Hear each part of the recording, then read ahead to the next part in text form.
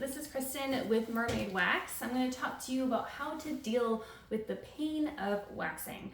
Now before I dive in, if any of y'all have any questions, comments, concerns, feel free to comment down below, or subscribe. And I love chatting with you all, so if y'all have any topics you want me to cover, anything at all, let me know. I get a lot of my ideas from you guys, and I love to help. So don't hesitate to comment and let me know. So how to help deal with the pain of waxing. Okay, so we know that waxing is not the funnest thing to do every month. However, there are some things that you can do to help minimize the pain of waxing. So I'm gonna go over those with you. First thing is you can always take some kind of like pain reliever, like Ibuprofen, Tylenol, something like that. Just something that will help minimize the pain a bit. If you are going to take something like that, I would recommend probably take it like an hour before your appointment just to make sure it actually kicks in. But that's always an option for you. Next thing is, I don't personally recommend waxing around your period, at least if it's your first wax. If you've been getting waxed for a while, then no big deal. But if it's your first one, when you're on your period, everything's more sensitive, as we know. So the same is going to be with the pain of waxing. The pain is going to be a little bit more than it would be if you weren't. Now, it's not to say that you can't. Like I said, especially if you've been getting waxed for a while, it's like no big deal. But especially if it's your first one, I would recommend at least before or after waiting. And if you are going to get waxed in your period, make sure you wear a tampon and make sure you tell your waxer as well, just so that they are aware. But yeah, waiting when you're not on your cycle will definitely help make it hurt a little bit less. Okay, next, staying on schedule. So this is huge for waxing, and this is probably one of the biggest things that I see people have issues with, I would say. Sticking to a schedule and getting waxed every, like, my sweet spot is like 3 to 6 weeks, will really help with the pain of it. It's also going to help getting your hair growth cycles all in sync. Less hair is going to come back each time you wax. So if you stay on that same cycle of every 3 to 6 weeks, you're going to stay smoother longer, which is awesome. It's also going to be helpful with you not being tempted to shave in between appointments, because us waxers hate when our clients shave in between appointments, and we will know if you do. So sticking to a schedule will really help just like put that out of your mind and not pick up the razor. Yeah, I absolutely recommend it. If anything else, book your next appointment. If you have to reschedule it, then you can, but at least it will be on your mind that, oh, this is time for my next one. Because the last thing you want to do is start getting waxed, and all of a sudden 3 months goes by and you're like, oh my God, this is a nightmare. So stick to a schedule and it will make your life so much easier. Also, don't try to get waxed too early or too late. So like I said, 3 to 6 weeks is like my happy time to get waxed. Anything before 3 weeks, the hair can and most likely will be too short. So the wax has to grip the hair that is poking out of the skin. It has to encompass and suction cup that hair. If there's barely any hair poking out of the skin, it's going to be really hard for the wax to be strong enough to pull it out from the root. So most likely it's just going to snap and break it.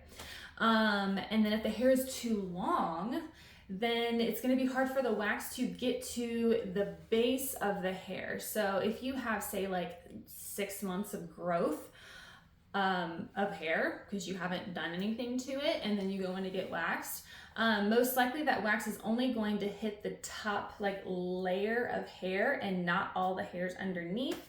So then whenever they go to remove the wax strip, it's only either going to take off the top or it's just going to start tugging and it's not going to come off, which is a total nightmare.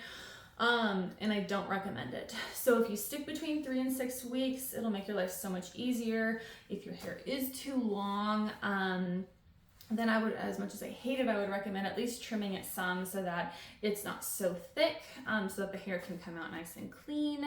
But yeah, it's definitely easier if you at least, like I said, 3 to 6 weeks. Some people can do a little earlier, some people can do a little later, but if it's too much earlier or too much later, that's when you start getting in testy waters. So 3 to 6 weeks is a good rule of thumb. You can use a numbing cream. That's another thing. Now, I've never personally used a numbing cream, but I've had clients that have, and they swear by it. I would recommend, just from what I've heard, to at least put it on like 15 to 30 minutes before your appointment, because one thing that I do know is that you can't just put it on and then get waxed immediately. It has to set in. And I don't have any recommendations for brands or anything. Like I said, I haven't used it myself, but you at least want to make sure that if you're going to use it, give it enough time beforehand to set and then get waxed. Don't just come in, put it on, and then expect it to work its magic when they start waxing you, because it's not going to work. But yeah, my clients that have used it, love it. So that's always an option, is use a numbing cream. Don't drink alcohol and avoid caffeine before your appointment. Now, I totally understand the temptation that you would feel to go take a shot of vodka or something like that before, say, like your first Brazilian wax. I get it. However, alcohol and caffeine are stimulants, which means it's going to make you more sensitive during the appointment. So if anything, wait until after your appointment and then take a shot, because you can celebrate that you survived. But just avoid it before.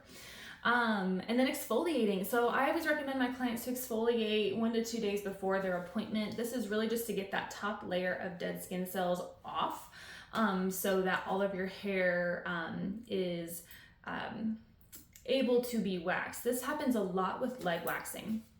I see it constantly where you can see the hair is long enough, you can see the hair on the leg, but you put the wax strip on, take it off, and it's still there. And you're like, what's going on? Well, if you look closely, there's a really thin layer of dead skin on top of it. So if you don't exfoliate, the wax can't get to the hair because there's a barrier in front of it. So you always want to exfoliate. Now, this can be something as easy as like a wet washcloth in the shower. Of course, there's a ton of great products that are wonderful. I'm just saying, if you don't have access to those or whatever, you can always just use a washcloth in the shower. Just make sure you exfoliate, and that'll make your wax so much better. And then last but not least is talk during your appointment. So talking will help distract yourself. I've had some of the best conversations of my life with my clients. They become your family, especially when they start seeing you monthly. If they're there on your table, naked or not, depending on what they're doing, you build this relationship with them and they truly become your family. So I have loved getting to know all my clients, and that's really one of the reasons why I think us estheticians become estheticians, because we love to make people look and feel beautiful. We love building connections. So talk to your waxer. They want to talk to you.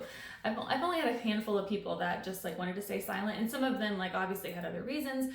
Some were just nervous, but I always try to get them to like say something, like pull something out of their shell. And then normally they'll start talking. But yeah, talking definitely helps with just like distracting your mind from what is going on. So I hope this helps. Any questions, let me know. I will see you next time. Bye, guys.